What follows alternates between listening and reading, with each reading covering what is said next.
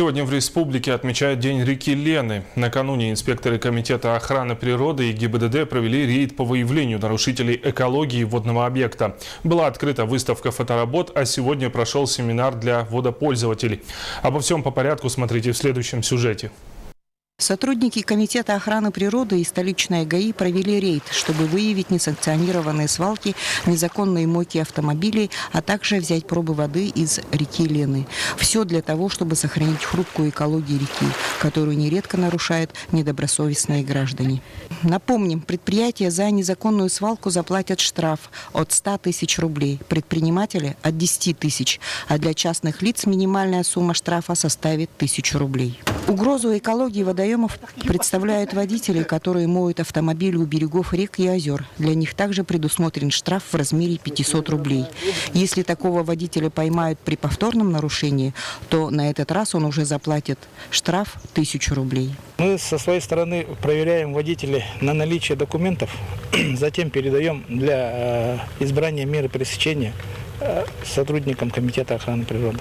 Одним из мероприятий, посвященных Дню реки Лены, стало открытие фотовыставки в музее имени Ярославского. Фотографы-профессионалы и любители представили более 50 работ. Фотовыставка у нас, это еще не конкурс, это не конкурсная фотовыставка, это просто мы покажем нашу великую красоту реки Лена.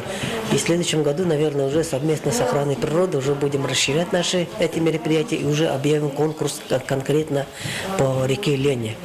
А фотовыставка, конкурс, который мы объявляли весной, это посвященный Всемирному дню воды, участвовало около где-то 60-70 фотографов.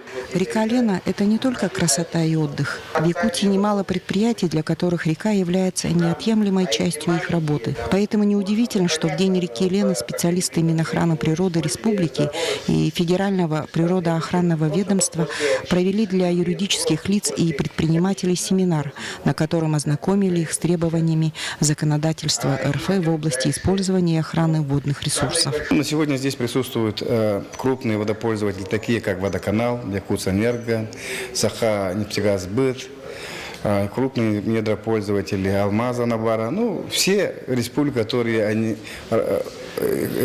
включены в реестр водопользования, мы доводим до водопользователей именно внесение изменений в КАПы и федеральные законы, периодичность отчетности.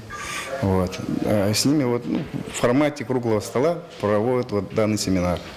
День реки Лены со временем может стать одним из почитаемых праздников для якутян, поскольку жизнь многих из нас зависит от того, как мы будем использовать и беречь реку Лену.